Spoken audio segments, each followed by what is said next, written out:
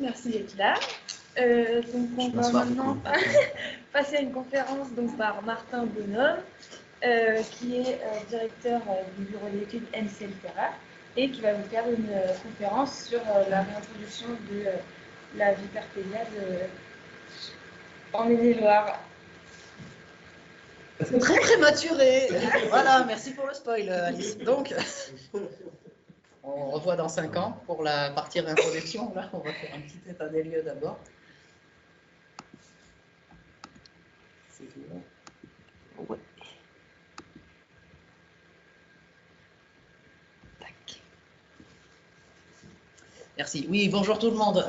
Donc moi, je vais vous parler d'une espèce qu'on n'associe pas vraiment forcément d'un premier abord aux zones humides, mais qui est le seul serpent venimeux d'Europe, qui va par contre vraiment être inféodé à ce genre de milieu. Et le souci, parmi tant d'autres, c'est que c'est des milieux qui sont très touchés par l'altération, donc on va voir un petit peu ce que ça implique pour cette vipère. Donc rapide présentation pour ceux qui ne connaissent pas trop l'animal. La viperpéliade, c'est un serpent qui est de petite taille en général en France, hein, qui va être un adulte moyen, c'est 50-60 cm, pas plus. Ça peut atteindre des tailles beaucoup plus importantes, notamment dans les pays scandinaves, où vous avez des animaux qui peuvent dépasser 1 mètre. C'est quand même une belle vipère.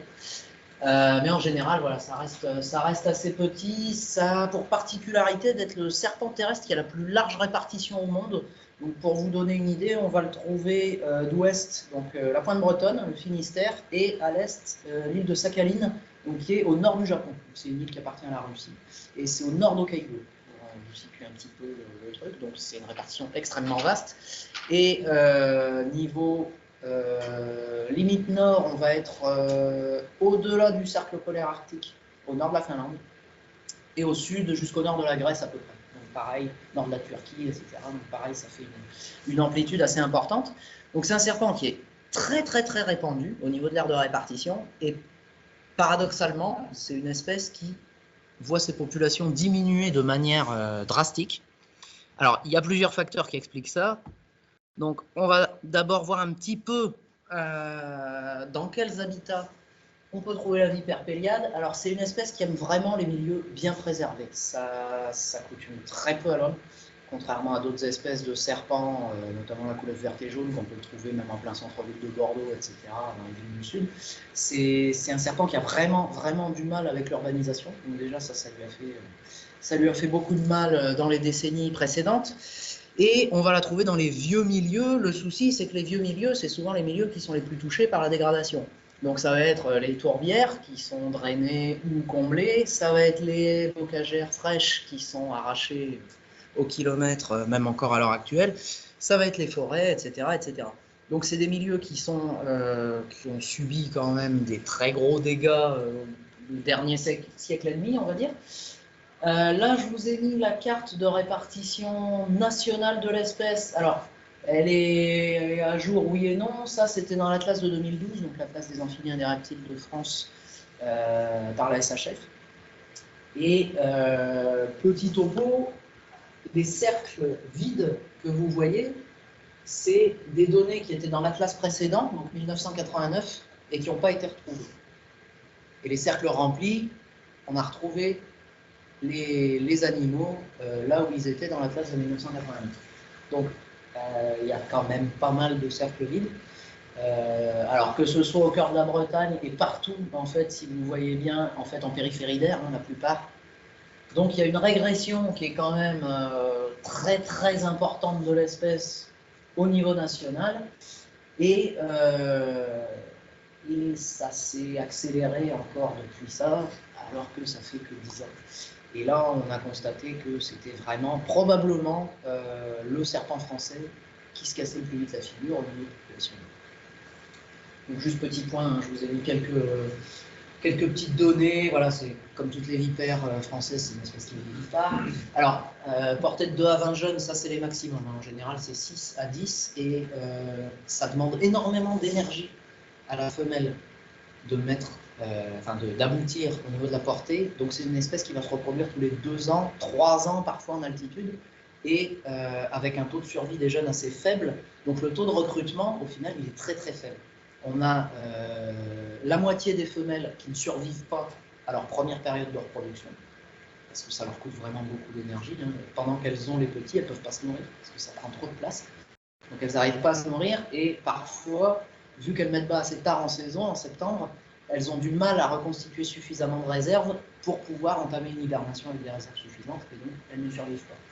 Et donc on a évidemment beaucoup de prédation sur les jeunes, donc le taux de survie pour les jeunes viperpéliades, c'est à peu près 30%.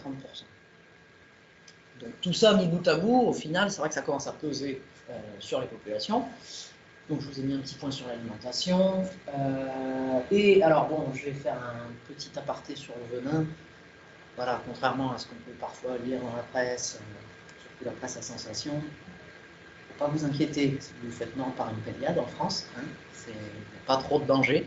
En général, même sans traitement, en bonne santé relative, quelqu'un de pas immunodépressif ou très jeune ou très âgé, etc., se remet en 5-6 jours.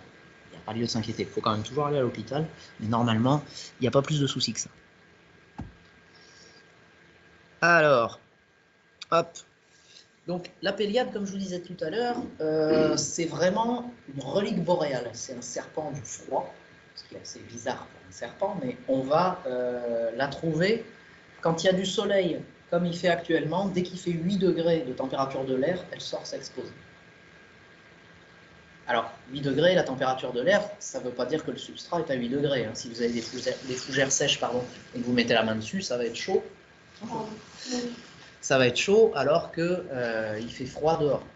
Donc ça faut vraiment fonctionner par micro-habitat. Mais c'est un serpent que, en fait, on a du mal à prospecter parce qu'on n'a pas l'habitude de sortir par ces températures-là pour essayer de faire des données de serpent. Donc au niveau détectabilité, déjà, c'est ce qui peut aussi expliquer parfois qu'on a du mal à la trouver dans un site. C'est pas forcément qu'elle n'est pas là, c'est qu'on n'est peut-être pas passé avec les bonnes températures, les animaux sont très discrets, et bon, il faut aussi avoir la chance d'arriver au bon endroit au bon moment. Il y en a qui ont beaucoup de chance, qui trouvent des viperpéliades alors qu'ils travaillent sur les aspics. Ça, c'est un autre sujet. JF regarde ou pas? Ça va, alors c'est bon. Voilà, donc c'est un serpent qui va plutôt sortir par temps couvert, par temps mitigé, voire par pluie. C'est un des rares serpents qu'on peut très souvent observer sous la pluie, à partir du moment où il fait assez doux, où il fait 12-13, la pluie ne la gêne pas du tout. Et donc qui est assez inféodé au milieu humide, contrairement à l'aspic qui elle est plutôt une espèce de milieu sec. Le problème, c'est donc que les milieux humides, je ne vous apprends rien, sont drainés, sont comblés, sont détruits, sont modifiés, etc., etc. Accessoirement, avec le dérèglement climatique actuel, vous avez une montée de l'aire de répartition de la vipère aspic de plus en plus, qui va pousser en fait la viperpéliade au nord, puisque les deux espèces ont tendance à s'excluer mutuellement quand elles se trouvent sur les mêmes sites. Alors, on a une particularité, nous, en Pays de la Loire, notamment en Loire-Atlantique, c'est qu'on a des zones où les deux s'hybrident. Donc ça, c'est assez rare. Il n'y a qu'en Loire-Atlantique et dans le Puy-de-Dôme où on a des données récentes, en tout cas, d'hybrides entre l'aspic et la péliade. Donc ça, c'est, entre guillemets, ça marche un moment. C'est-à-dire qu'avant, il n'y avait que la péliade, l'aspic est arrivé, ça a commencé à s'hybrider. Et en fait, depuis qu'il y a des suivis, ça fait une quinzaine d'années qu'il y a des suivis là sur ces sites, on constate en fait une augmentation progressive du pourcentage de viperaspic dans la population. Donc, si on fait une modélisation, on se dit, bon, ben voilà, dans 20 ans, il n'y a plus de péliade. Parce que la viperaspic a un meilleur succès reproducteur, est beaucoup plus adaptable en termes de destruction du milieu, elle peut se reproduire tous les ans, les portées sont plus importantes, voilà, elle a tendance à être plus grosse, etc., etc. Donc elle va vraiment voler la niche écologique de la péliade, et les cas d'hybridation, c'est vraiment des exceptions plus que la règle. Alors bon, là, juste un petit point assez basique. Viperaspic. Bon, alors après, si vous avez le temps de voir l'œil, en général, vous avez quand même le temps de voir les autres critères. Donc voilà. Vous avez surtout quelque chose qui marche très bien. Sur la péliade, vous avez 3 grandes écailles sur le sommet de la tête, ce qui n'est pas du tout le cas de l'aspic. Il n'y a que des petites écailles, donc ça c'est assez facile de le voir à partir du moment où en général quand on regarde un serpent, on est plus ou moins au-dessus. C'est le critère le plus simple. Alors attention, le coup du zigzag contre les chevrons, l'aspic c'est vraiment tellement variable Vous en avez des rouges, des oranges, des jaunes, des marrons, des grises, avec des zigzags, des chevrons, sans motif, des albinos, des mélaniques. Donc vraiment, il ne faut pas se fier aux motifs. C'est pas suffisamment pertinent. Donc voilà ce que je disais tout à l'heure, une petite particularité en Loire-Atlantique, les hybrides. Donc là vous avez la photo d'un hybride justement de Loire-Atlantique. Donc on peut voir les critères intermédiaires. Vous avez un marquage qui est entre guillemets à mi-chemin entre la Péliade et la Spic. Vous avez que des petites écailles sur la tête, mais l'œil est rouge. Enfin bon, c'est au premier abord quand on la voit, on se dit tiens, soit c'est une Péliade bizarre, soit c'est une Aspic bizarre, mais il y a quelque chose qui n'est pas normal. Là, vous avez des photos vraiment d'individus type, comme dans les livres, le joli mâle qui vient de muer, qui est bien clair, bien contrasté, avec l'œil très rouge. Bon, c'est peut-être que Philippe, il a mis le flash un peu fort aussi. Il n'aura pas l'idée. Et l'aspic, vraiment, avec juste les petits chevrons, museau très retroussé, etc. Donc voilà, les hybrides, quand on arrive aussi bien à voir les différences, c'est vraiment flagrant. Et c'est des très très gros animaux. Plusieurs femelles qui font plus de 80 cm, qui sont très massives. Donc ça, c'est typique des hybrides. Il y a souvent une masse corporelle qui est très importante. C'est comme le triton de Blasius. Vous avez de très gros tritons. C'est le caractère hybride qui a trait à faire ça. Alors, on va revenir un petit peu en arrière sur le déclin de la Péliade. Ce n'est pas juste les 20 dernières années qui ont un peu tout pété. D'après Guy Nolot, donc, qui est un des cofondateurs de la SHF, ça fait quand même un siècle et demi que la Péliade régresse en France. Et effectivement, quand on se plonge dans les publis de la deuxième moitié du 19e siècle, non seulement elle était très commune et abondante, mais surtout on l'avait largement au sud de la Loire. Donc là, vous voyez, il y en avait en Vendée. Dernière donnée, c'était aux Essarts en 1911, pour ceux qui connaissent. Donc début du XXe siècle, il y avait encore la Péliade en Vendée. On l'avait en Deux-Sèvres, on l'avait dans la Vienne, donc Clisson dans le sud de la Loire-Atlantique, et on en avait même effectivement au nord de la Charente-Maritime. Donc c'est une aire de répartition qui est beaucoup plus importante que ce qu'on a aujourd'hui, puisque maintenant, dans le noyau nord-ouest, on ne la trouve plus du tout au sud de la Loire. Ça, c'est terminé depuis quelques décennies maintenant. Mais voilà, donc ça a régressé, et vu que c'est un serpent, on peut dire que ça a régressé vite, parce qu'on ne parle pas des mêmes capacités de dispersion quand on parle mammifère et oiseau qu'un serpent. Un oiseau, je vais caricaturer, je suis désolé s'il y a des ornithos et que je dis des bêtises, mais c'est pour faire comprendre l'idée. Un oiseau qui vit dans une forêt, vous rasez la forêt, il s'envole, il peut faire 30, 40, 50 km, aller dans la forêt d'à côté. Un serpent ne peut pas faire ça. Pas tant parce qu'il ne sait pas voler, que parce qu'il ne va pas faire 50 km. Parce qu'il n'aura jamais les continuités écologiques, malheureusement, pour les faire, ces 50 km. Il n'aura jamais un beau linéaire de haie tout droit de 50 bornes. Ce serait bien, mais malheureusement, ce n'est pas le cas. Et donc, on avait déjà, fin 19e, les données comme quoi la vipère péliade régresse. Et donc, Vieux Grand Marais, qui est un très célèbre naturaliste du Loire-Atlantique de l'époque, qui avait déjà observé que, effectivement, au fur et à mesure que l'aspic remonte, la péliade remonte aussi.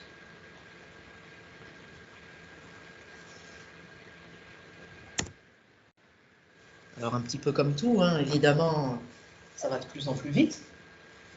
Donc il y a 3 noyaux de vipères péliades en France, 3 noyaux de population. Celui de l'Est qui est le plus petit, ce qu'on appelle le noyau central qui est vraiment très très mal barré, on verra ça après, et celui du Nord-Ouest, donc qui part de chez nous. On est la limite sud. Angers, c'est limite sud en France, enfin dans l'Ouest. De la vipère péliade, et puis après ça remonte jusqu'aux populations du Pas-de-Calais, donc jusqu'à Angleteuse, Vibreux, ces coins-là, donc la Côte d'Otagne, pour ceux qui connaissent. Et donc au niveau national, on avait dans l'Atlas de 1989, c'est pas si vieux, 1989, on avait 216 mailles IGN 50 où l'espèce était présente. Toi tu rigoles parce que tu sais que 1989 c'est mon année de naissance, on en discutera après la conférence. Et dans l'Atlas de 2012, on en coupera au montage, il n'y en a que 152 qui ont été retrouvés. Et là, on ne peut pas parler de biais de prospection, parce que pendant des années, il y a des spécialistes qui sont allés sur les sites, qu'on connaissait très bien, puisqu'on avait déjà les données sur ces sites-là. Donc c'est pas que, voilà, c'est prospecter, prospecter, prospecter. Si on peut la louper une fois, on peut la louper 2 fois. Quand on vient plusieurs fois, à plusieurs, spécifiquement là-dessus, sur plusieurs années, et qu'il n'y a vraiment aucune donnée, en général, c'est qu'il y a foutu de Péliade. Alors que parfois, le milieu n'a pas changé. Donc il n'y a pas que le milieu qui joue. Et donc voilà, il y a presque un quart des stations qui ont disparu en un peu plus de 20 ans. C'est rapide, c'est très rapide. Donc on va regarder un petit peu ça plus précisément, noyau par noyau. Donc le noyau de l'Est, il est vraiment assez réduit parce que ça va concerner vraiment des petites populations, la plupart. C'est un petit peu en frange aussi de répartition. Ça va être tout ce qui va être dans la Franche-Comté, anciennement Franche-Comté, donc vous avez la Côte d'Or, le Doubs, le Jura et la Haute-Marne. La plupart, c'est des populations qui sont vraiment cantonnées à des milieux anciens, notamment des tourbières. Hein. On a des très très fortes proportions d'individus mélaniques, entièrement noirs, dans ces zones-là, tout simplement parce que, alors c'est pas tant le froid qui va influer sur le mélanisme, c'est la nébulosité. C'est-à-dire que plus il y a de nuages, plus c'est difficile de se chauffer, et ça c'est logique. Donc les spécimens noirs vont avoir tendance à accumuler plus vite la chaleur. Par contre, ils sont aussi plus visibles des prédateurs. Donc c'est un petit peu un pari. Ils peuvent se chauffer plus vite, donc rentrer plus vite, mais en même temps ils sont plus visibles. Donc il y a toujours un espèce d'équilibre qui va se faire dans ces populations-là. Et même si le mélanisme est important, il ne sera jamais complètement prioritaire par rapport aux individus normalement colorés. Donc voilà, et là on était, donc dans le premier atlas on était à 6 mailles, il y en a 2 qui n'ont pas été retrouvées. Donc c'est, alors on se dit bon, ah, mais c'est quand même un tiers des mailles qui n'ont pas été réactualisées. Et donc elle a définitivement disparu de Haute-Marne, sachant que ça c'était dans l'atlas de 2012, hein, on est en 2022 et il y a d'autres prospections qui ont été faites depuis, post-atlas, elle n'a pas été retrouvée.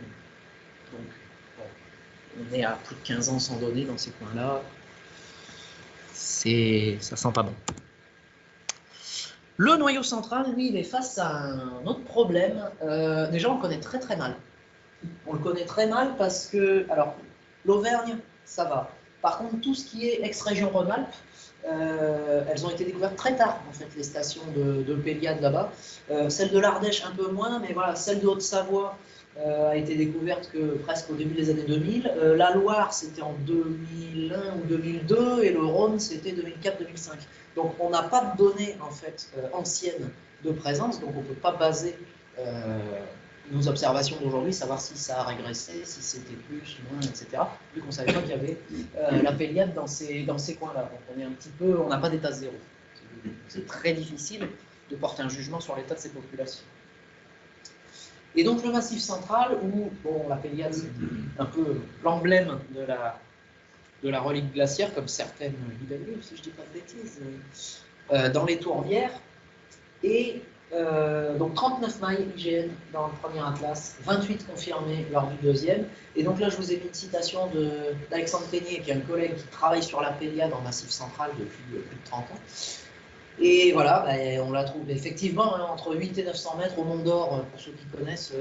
Ouais, il y a 10-15 ans, on en voyait effectivement. Maintenant, il n'y en a plus du tout en dessous de 1100-1200. Donc, elle remonte. Plus il fait chaud, plus elle remonte pour trouver la fraîcheur. Sauf que, à un moment, il n'y a plus de montagne, donc elle ne pourra pas remonter plus. Donc, on va vers une extinction. En 2017, lors d'un congrès, justement dans le Cantal, on avait fait des modélisations. Est-ce que l'habitat était encore favorable dans 20 ans, dans 30 ans, dans 50 ans? Dans 50 ans, il n'y a plus d'habitat favorable à la Péliade dans le Massif central. Donc, de toute façon, elle ne pourra pas s'en aller. Voilà. C'est après toujours moyen d'essayer de réhabiliter des tourbières, etc. Mais contre le réchauffement lui-même et surtout contre l'assèchement, on ne peut pas faire grand-chose. Parce que c'est ça le gros problème, c'est que la vipère péliade, elle a besoin d'une hygrométrie assez élevée. Surtout les femelles qui sont gestantes, elles ont énormément de pertes hydriques. Si elles ne peuvent pas compenser avec une certaine humidité extérieure, elles ne peuvent pas mettre à bien la reproduction, donc au bout d'un moment, il n'y a plus de recrutement. C'est-à-dire qu'on va continuer à aller sur le site, on va voir des individus adultes, toujours les mêmes, parce que ça vit vieux, la Péliade. Donc on va retrouver nos individus adultes, hein, ça peut vivre 20, 30 ans. On a une donnée à 32 ans au Royaume-Uni. Mais il n'y a plus de jeunes. Donc au bout d'un moment, ils ne sont pas éternels non plus, les adultes. Ils vont mourir, tout simplement, et il n'y aura plus rien pour prendre la suite. On passe un petit peu plus près de chez nous maintenant. Alors, j'aurais dû mettre 2 paires de guillemets, là, j'aurais dû rajouter ça, mais ce qui porte le mieux, c'est là qu'il y en a le plus. Après, si on compare à il y a 20 ans, c'est une catastrophe monumentale. Première liste rouge des amphibiens et des reptiles Pays de la Loire, c'est 2009, si je ne vous dis pas de bêtises. Elle était classée vulnérable. Déjà vulnérable, 20 ans avant, elle aurait été classée LC, donc low concern de préoccupation mineure. On a refait la liste rouge en 2021, elle est en danger critique d'extinction. Donc elle a encore pris 2 crans. C'est-à-dire qu'en 40 ans, elle est passée de préoccupation mineure, le stade le plus bas de conservation en liste rouge IUCN, à danger critique d'extinction, le stade le plus élevé. Donc la moitié des stations bretonnes n'ont pas été retrouvées. Pareil, hein, toujours dans le cadre du 2e atlas. Donc il y a eu des centaines d'heures passées sur le terrain, et pourtant, on ne les a pas retrouvées. Et voilà, là je parle de... ça c'est des données de l'atlas de Normandie. Donc là, je crois que ça vient des Landes de l'Essai, donc dans le 50, la Manche.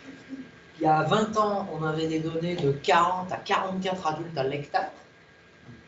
En faisant des CMR, on arrive d'année en année, comme c'est une espèce qui vit vieux et qui a un très bon taux de survie une fois adulte, c'est assez facile, quand on passe du temps, d'avoir des données assez fiables dans le temps. Et voilà, il y a 20 ou 30 ans, c'était 40-44, maintenant c'est 10-15. Vu que ça s'aggrave, même si on dit ça s'aggrave pas plus, ça reste comme ça, dans encore 20-30 ans, il y aura quoi? 2 individus, 3 individus. Et après, il y a le problème des connexions aussi. S'il y a une partie qui est détruite, est-ce que les animaux ont la possibilité de faire 600 mètres de haie pour rejoindre une autre parcelle de landes, de marais, etc., qui leur convient? Et donc dans les Ardennes, là on est en frange nord-est, il y a moins de la moitié qui ont été retrouvés. Moins de la moitié des stations. Là je ne parle pas en maille, hein, je parle en station réelle. Donc c'est-à-dire qu'une maille où vous aviez 5 stations, la maille, il y a encore un point bleu dedans, mais il reste peut-être plus qu'une station sur les 5. Donc là, c'est 3/4 des stations qui peuvent avoir disparu. On va resserrer encore un petit peu. En Pays de la Loire, bon, je vous l'ai dit tout à l'heure, elle est officiellement, depuis un petit moment maintenant, considérée comme disparue de Vendée, une dernière donnée 1911. Donc voilà, là je vous ai mis les communes dans lesquelles elle était notée dans les bases faunes, donc dans les bases Biolovision, dans les différents départements. Alors sachant que quand on regarde les cartes un petit peu récentes, on se dit mais c'est bizarre quand même parce que Mayenne, 38 communes, il y a 12 points, donc déjà il y a quelque chose qui ne va pas. Ça s'explique tout simplement parce que la plupart des données mayennaises, c'est des données des années 70, début 80, et que le milieu n'existe plus. Avant, c'était un peu plus fastidieux, c'était les fiches comme ça qu'on remplissait avec le type de milieu, etc. L'appli naturaliste, c'est bien quand même. Et on renseignait toujours le milieu, etc. Et donc, on voyait landes, on voyait bocage, forêt claire, etc. Là, maintenant, quand on va faire des prospections, si on reprenait nos fiches, on verrait champ de maïs, champ de blé, champ de tournesol. Donc, forcément, ce n'est pas des milieux qui sont encore favorables à la Péliade aujourd'hui. D'ailleurs, pas grand-chose. Mais bon, rester sur la Péliade, on est assez déprimé comme ça. Donc, sur toutes ces données-là, sur toutes ces communes, en fait, c'est malheureux, mais la Sarthe, c'est à peu près vrai encore. Hein. Là, elle est sur 3 communes dans tout le département. Et pourtant, la Sarthe, elle est quand même pas mal au nord, elle est quand même pas mal continentale. Il devrait y en avoir d'autres. Alors on cherche, hein, mais bon. C'est vrai que quand on voit l'état de la sylviculture en Sarthe, pareil, c'est pas très favorable. Une grosse plantation de pin en général, c'est pareil, c'est pas très intéressant pour la Péliade. Et ce qui est intéressant par contre, c'est qu'en Pays de la Loire, on est la frange sud-ouest de l'espèce. Donc on voit vraiment la régression, mais en termes d'aire de répartition pure, pas juste des stations qui s'en vont, mais la remontée de l'espèce avec le réchauffement, avec l'assèchement, la dégradation des milieux, etc., etc. Et il y a quelque chose qui a fait énormément de mal, alors qui, j'aimerais dire, qui n'existe plus maintenant, malheureusement, j'aime pas mentir, mais c'est les destructions volontaires. Alors ça, quand on regarde les chiffres, mais ça me fait presque envie, en fait. Parce qu'on voit des dossiers où Monsieur Machin, donc considéré comme le héros de la commune, hein, parce qu'évidemment, chasseur de vipères, c'était le beau rôle à l'époque, mais il y a encore 50 ou 60 ans, a tué, dans le bocage des Deux-Sèvres, 64 vipères aspics en 1h30. 64 vipères aspics en 1h30. Pourquoi moi je galère 2 heures pour en trouver une? Non, mais c'est quand même incroyable. 64, c'est ce qu'on voit en un mois quand on a du bol. Donc c'est beaucoup de bol. On a des bons sites. Mais on a des chiffres absolument incroyables comme ça, à l'année, de 15 000 vipères par chasseur. Dans les Deux-Sèvres, en Vendée, en Maine-et-Loire. Alors bon, ça a fait beaucoup de mal aux vipères, hein, c'est logique. Mais ça a fait pas mal de mal à tout ce qui ressemble un petit peu à un serpent, parce que, ben, comme dans chaque business, il y en a qui essayent de faire des contrefaçons. Et comme il fallait ramener la tête à la mairie pour avoir les sous, il y en a qui ramenaient des têtes de couleuvre-collier, coronel, orvet, pareil, ça n'a pas de pattes, c'est un serpent, donc c'est une vipère, donc on la ramène. Ok, d'accord. Donc, même pour les autres espèces, ça a fait énormément de mal, et on le ressent d'autant plus maintenant, parce que tous ces adultes reproducteurs qui ont été tués, ça a duré longtemps, hein, en plus. Tous ces adultes reproducteurs qui ont été tués pendant très longtemps, ben, c'est petit à petit, mais ça, plus la dégradation des milieux, plus la pollution, plus le réchauffement, plus l'assèchement, au bout d'un moment, ça fait vraiment beaucoup. Surtout pour une espèce qui a une capacité de dispersion dégueulasse, finalement. Une vipère péliade, ça disperse quand c'est jeune. À partir du moment où c'est adulte, une femelle, ça va se mettre à un endroit, un pied de haie, un pied de roncier, un toit dans l'olivier, etc. Puis ça ne va plus bouger. Donc pendant 20 ans, vous pouvez trouver votre vipère péliade sur 5 mètres linéaires de roncier. Ça n'a pas besoin de plus. Ça bouffe 3 campagnols par an. Ça sort quand il fait un petit peu beau. Puis voilà. C'est tout.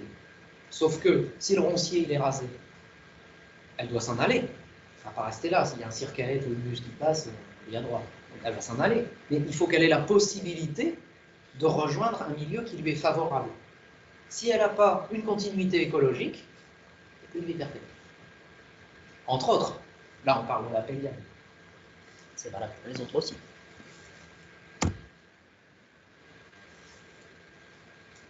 Donc je vais faire un petit peu de pub maintenant. Je touche rien, hein, donc c'est complètement désintéressé. On va sortir mi-mars, enfin, après des années d'efforts et de souffrances horribles, l'Atlas régional, donc l'Atlas des amphibiens et des reptiles des Pays de la Loire. Pour ça, on a organisé tous les ans, dans chaque département, des week-ends entiers de prospection. Donc, beaucoup de personnes se mettent dans une zone qui est très sous-prospectée. Pendant tout le week-end, on prospecte à fond pour faire des nouvelles données, etc., etc. Un week-end par an et par département. Pendant, ça aurait dû être 6 ans, ça a été 5 à cause de cette maladie que je pense que vous connaissez. Donc, on a trouvé quand même pas mal de nouvelles données. Mais à chaque fois, quasiment, quand on avait un nouveau site, c'est un individu. Et une fois qu'on a eu le site, ben on y retourne. Parce qu'on dit, bon, on va essayer d'en revoir, etc. Un individu. Des fois 2. On n'a pas trouvé des grosses populations inconnues de péliades en Pays de la Loire. Pourtant, on a cherché.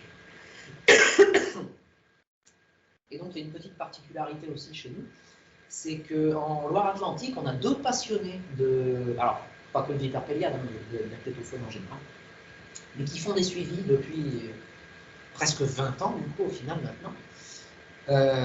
C'est eux qui suivent les zones où il y a l'hybridation entre la péliade et l'aspic, Et là, on a des données, et c'est ces données-là qui nous font le plus peur. C'est parce que tous les ans, ils sortent une carte avec les points des animaux. Et alors, les données d'il y a presque 20 ans, la carte, on est obligé de faire ça derrière les points rouges pour encore voir les buissons. Là, c'est l'inverse. On est presque tenté de faire ça pour voir si en dessous du buisson, il n'y a pas un pauvre petit point rouge qui reste. Et le milieu n'a pas changé. C'est juste que je vais donner la commune. Je sais qu'il y en a qui n'aiment pas ça, mais ce n'est pas parce que je vais donner la commune que vous allez aller ennuyer les animaux. C'est à Vouvron. Voilà. Le milieu n'a pas changé.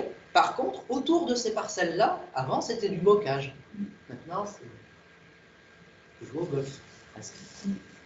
Donc voilà, pour ceux qui connaissent, c'est déprimant déjà, hein, accessoirement.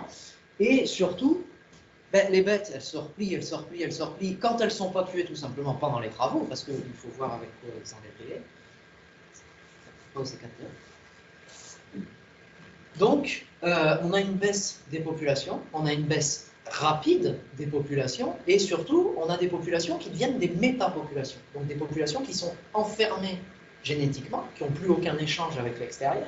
Et quand vous avez un nombre très faible d'animaux, qui sont tous plus ou moins affiliés génétiquement, en plus vous avez de l'appauvrissement du pôle génétique. Donc ça arrange rien. Alors bon, je laisse après, entre guillemets, mais quand même, c'est le petit coup qui peut mettre un coup fatal à tous les autres facteurs. Bon, et accessoirement, il y a eu aussi des destructions volontaires dans ces coins-là, etc. Comme un petit peu partout. Donc nous, qu'est-ce qu'on peut faire à notre échelle, entre guillemets? Ben déjà, on peut en savoir plus, parce qu'au final, on ne sait pas grand-chose des vipères, même si, en France, on a beaucoup étudié les vipères, les deux. Enfin, il y a 4 espèces, mais on a beaucoup étudié l'aspic et la péliade, notamment dans notre région. Il y a eu des grands noms de l'herpétologie, même assez récents. Je vous parlais de Guignolo tout à l'heure, il y a aussi Hubert Saint-Jérôme qui a énormément travaillé sur les vipères de l'Atlantique. Mais tous les ans, on découvre des nouvelles stations. C'est bien que ça. On apprend des choses sur leur fenêtre de sortie aussi.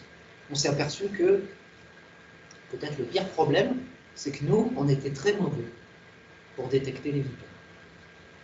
Il y a une publication qui est sortie il y a 10 ans pile maintenant, qui calcule, donc espèce par espèce, que quand on va dans un nouveau site qu'on ne connaît pas, et qui est favorable hein, quand même, avec toutes les chances de notre côté, il faut qu'on fasse 12 passages pour pouvoir dire avec 95% de certitude, pas 100%, que si au bout du 12e on n'a toujours pas vu la vipère aspic, à 95%, elle est réellement pas là. Pour un site, 12 passages.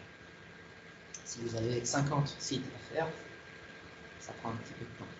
Et si en plus vous faites ça de manière municipale, vous n'apprend rien. C'est très compliqué.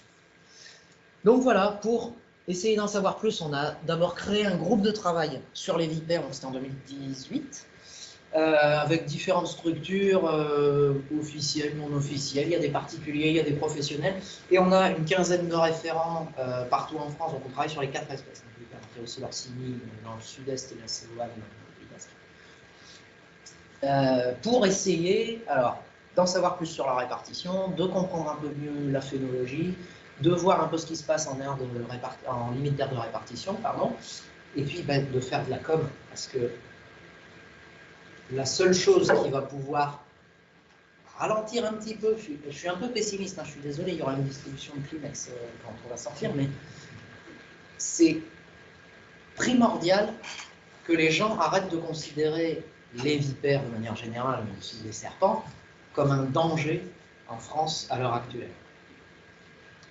Je vais poser une petite question, du tac au tac. Qui a peur des vaches dans la salle? Ouais, c'est con, hein. Qui a peur des... Non, baisse la main, pardon. Qui a peur des vipères? Pas forcément une phobie, hein, mais juste s'en méfier, quoi. Ouais. Personne n'a peur des vaches, vraiment. Ah, c'est beaucoup plus dangereux. Parce que si vous prenez les statistiques, les vipères en France, c'est 1 mort tous les 10 ans. Si vous prenez les vaches, c'est 4 morts par an. Et pourquoi personne n'a peur des vaches? On les voit, elles sont massives. Des fois, ça arrive un petit peu vite, etc. Oui, non, quand je dis la vache, je parle de l'espèce. Le bœuf. Ah oui, mais je laisse la main aussi, il n'y a pas de problème. Et pourtant, pour mourir d'une morsure de vipère en France, il faut vraiment faire exprès. Déjà, pour se faire mordre, vous avez deux manières. Soit vous marchez dessus en tongs. Et là, j'ai plutôt tendance à vous poser la question, mais qu'est-ce que vous foutez en tongs dans les agents? Parce que c'est un petit peu bizarre, hein, quand même. Après, je ne juge pas, vous faites ce que vous voulez. Soit vous la manipulez, ce qui est interdit, hein, c'est une espèce protégée, donc vous n'avez pas le droit de la manipuler, vous faites une erreur et elle vous mord. Ok. 85% des gens qui se font mordre en France par des vipères, c'est les herpétologues. Bah oui, forcément. Plus on les manipule, plus on augmente les chances de se faire mordre. Donc vraiment, il faut prendre ça au sérieux. Si vous faites mordre un jour par une vipère, l'aspide péliade, peu importe, il faut prendre ça au sérieux. Il faut aller à l'hôpital. Et puis après, il faut rassurer le personnel médical. Parce que eux, ils n'ont pas du tout l'habitude. Et c'est ça le plus difficile au final. Donc voilà, ça c'était un petit peu triste. On n'a pas encore de solution, parce qu'on sait très bien que si on réhabilite le milieu, ben, c'est pas ça qui va changer le climat. Tout ce qu'on peut faire, c'est faire des zones cœur pour que ça dure le plus longtemps possible, mais bon, c'est pas définitif comme méthode. Ce qu'on peut faire, par contre, c'est en apprendre le plus possible pour que, plus au nord, ils ne soient pas dans la même situation que nous, c'est-à-dire qu'eux, ils aient un état zéro. Ils voient comment elles régressent, par où elles régressent, pour savoir ce qu'eux, ils doivent préserver. Si au final, pour régresser, on s'aperçoit qu'elles passent par les fossés, il faut surtout faire gaffe aux fossés. Par le bocage, il faut faire gaffe au bocage. Il faut faire gaffe au bocage dans tous les cas. Mais voilà, spécifiquement pour la vipère péliade, ça va être l'enjeu principal. Donc c'est pas la solution miracle, c'est qu'on sauve les meubles en fait. Voilà. Donc si vous avez des questions, je vous écoute et je vous remercie.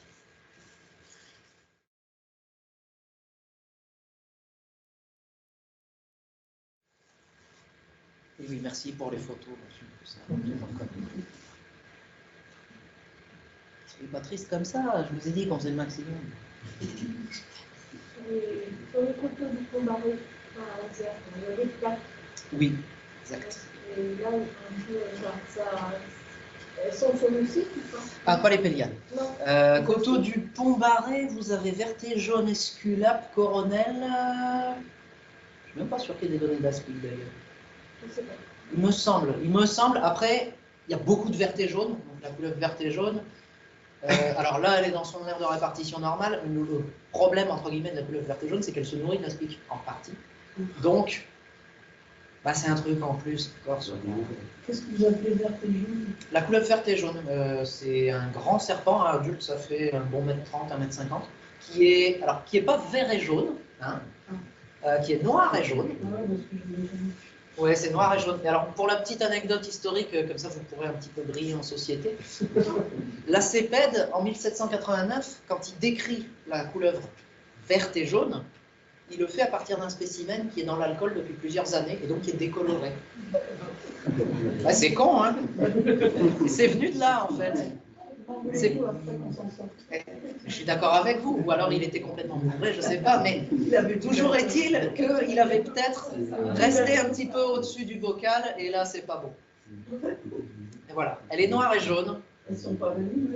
Non, elles mordent, elles sont assez nerveuses en main, mais elles ne sont pas venimeuses. Nous avons une amie commune qui a des couleuvres qui se baladent dans le jardin. Oui, ça arrive. C'est assez fréquent avec les couleuvres. Vers Bushman.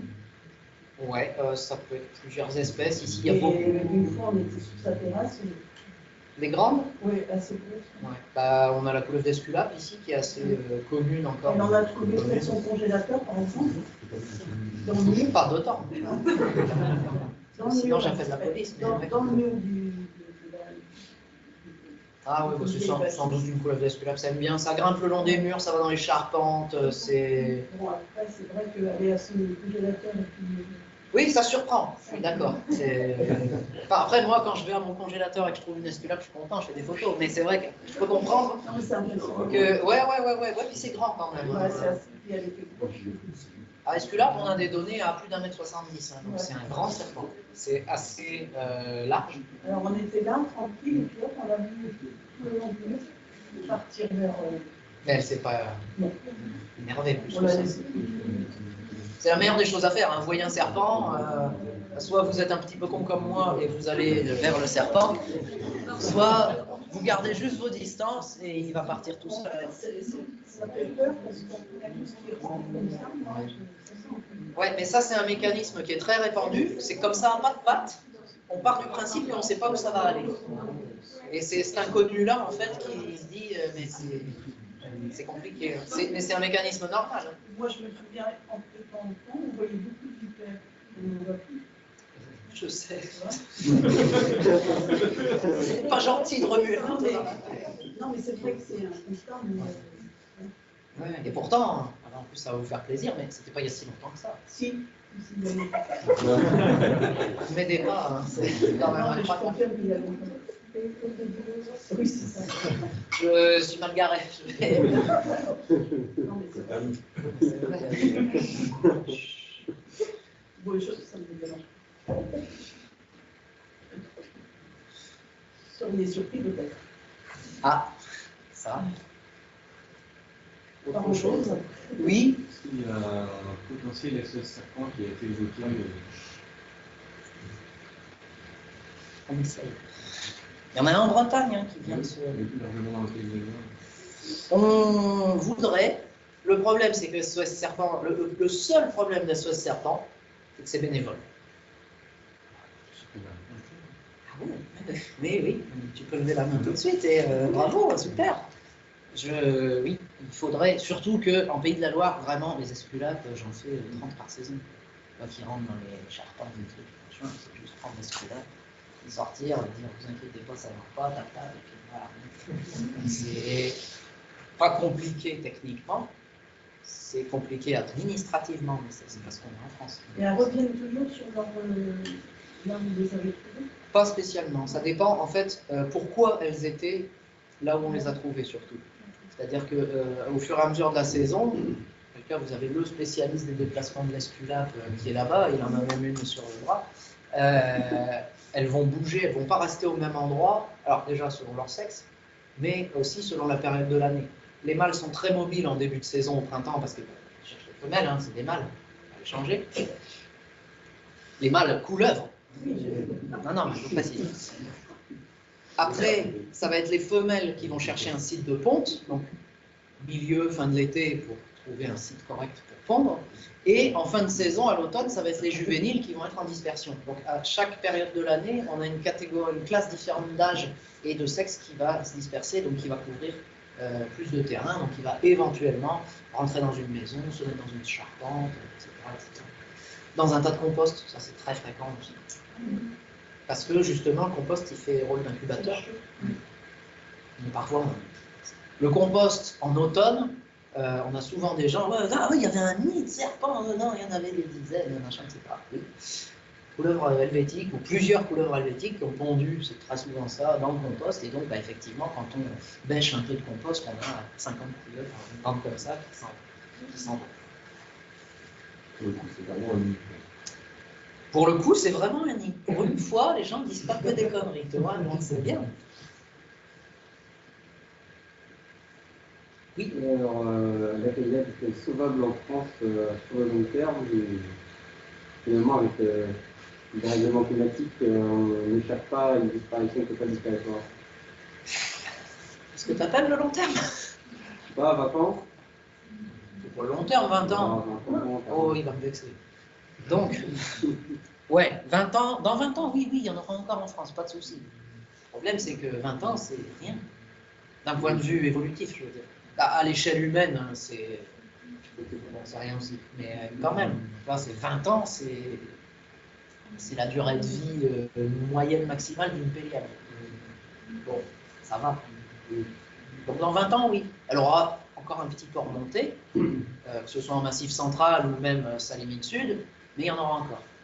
Après, dans 100 ans, je ne peux pas te répondre. Et c'est que 100 ans. Il y a 100 ans, il y en avait en Vendée. Dans 100 ans, je ne sais pas encore s'il va en rester en France. Ouais, c'est pas la même probabilité. On fait ce qu'on peut. Dans les idées reçues, quelquefois, quand on se promène, il y a des odeurs. Ouais, alors... Est-ce que ça correspond à des couleurs? Non, non, ça c'est... En fait, certains serpents vont émettre une odeur, mais quand vous allez les déranger.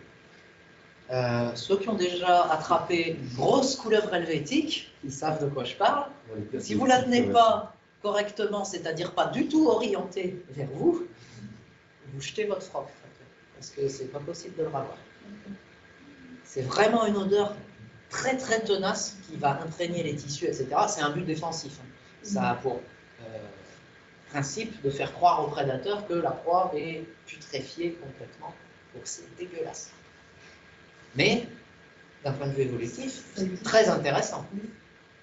Mais ça, c'est quelque chose que le serpent va faire uniquement s'il est dérangé, manipulé, etc. Donc quand vous passez même à... Vous avez une couleuvre qui est là, elle ne va pas le faire. Il y en a... Après, ça dépend même des... Il y a des différences individuelles. Hein. Il y en a, vous pouvez les ennuyer pendant 1 heure. Ils n'en ont rien à faire, rien du tout. Et il y en a, vous posez la main dessus une fois, elles se retournent, elles font la morte, elles en mettent partout, c'est le bonheur. Surtout quand vous êtes en animation. Voilà. Mais normalement, non. Après, il y a des plantes qui sentent un petit peu pareil. Là, s'il y a des botanistes dans la salle, je vais les laisser répondre, mais il y a des plantes qui sentent un petit peu pareil. Je me souviens de mon enfant, justement, je prends mes parents, on disait, ah ben, faites attention, ça sent la différence. Ouais, c'est ça. Il y a des plantes, il y a des plantes qui sentent. Alors, c'est pas forcément des plantes qu'on va trouver dans les coins où il y a des vipères ou inversement, hein, mais il y a certaines plantes qui ont une odeur vraiment âcre comme ça, et ça rappelle l'odeur des serpents quand ils sont mangés. C'est pas tout à fait faux, c'est pas tout à fait vrai non plus, c'est en fait une mauvaise interprétation d'un fait. C'est comme la rumeur des lâchers de vipères par hélicoptère. Ah bon? Oui. Non. Si. Ah non, mais c'est pas vrai, hein. C'est pas vrai, hein. Ne me faites pas peur comme ça. Hein. Non, mais c'est pas possible. Ah ben oui, je vous confirme, c'est pas possible. Déjà parce que les gens, en général, qui veulent protéger un truc, ils le balancent pas d'1 kilomètre de haut. Hein. C'est pas très logique. Non, mais je ne sais pas, hein. Moi je dis ça de manière tout à fait innocente, mais on me le dit très souvent, ça, sur les stands. La légende des lâchers de vipères par hélicoptère. Et moi, je réponds maintenant toujours, ah mais j'aimerais tellement que vous ayez raison. Alors les gens me regardent, pourquoi? T'as vu ce que ça coûte de louer un hélicoptère pendant 1 heure? Et si les protecteurs de la nature, ils avaient autant de sous, moi je serais bien content. Malheureusement, c'est pas le cas. Et ça, en fait, c'est venu, c'est tout con. En altitude, dans les lacs d'altitude, quand on veut faire venir des alevins de salmonidés pour la pêche, on est obligé de les amener par hélicoptère. Donc, on amène des grosses caisses en bois avec plein de boîtes en plastique dedans qui contiennent les alevins qui sont nés dans ces boîtes directement. Et ça, c'est des boîtes vibères. Marqué vibère dessus. Bon, avec un T. L'orthographe et les gens, apparemment, ça fait plus que 2. Voilà. Et accessoirement avec un D. Mais bon, et donc, on a retrouvé peut-être des centaines de boîtes vibères dans des caisses en bois éclatées dans différents coins de France, etc. On a, je ne sais pas qui a lancé ça, même quel taux d'alcoolémie il avait à ce moment-là, mais a dit que, bah oui, mais c'est les écolos qui lâchent des vipères par hélicoptère. Ah ouais, lui, si je le retrouve... Ouais, c'est... On va s'arrêter là pour la prochaine conférence. Oui, pardon. Mais merci en tout cas d'avoir mais de rien. la conférence et merci d'avoir été là. Les bonnes questions, c'est tout le temps intéressant. Merci à tous. Après pour Martin. L'autre Martin. Après, j'ai un stand à ceux qui veulent continuer à discuter. Pendant qu'on est là, par contre, il y a un truc super important, c'est qu'en fait, la cafetière, elle n'est pas là-bas, elle est ici. Donc, si vous voulez du café, il faut aller se servir là-bas. Voilà, c'est tout. Moi, je vais y aller. Merci.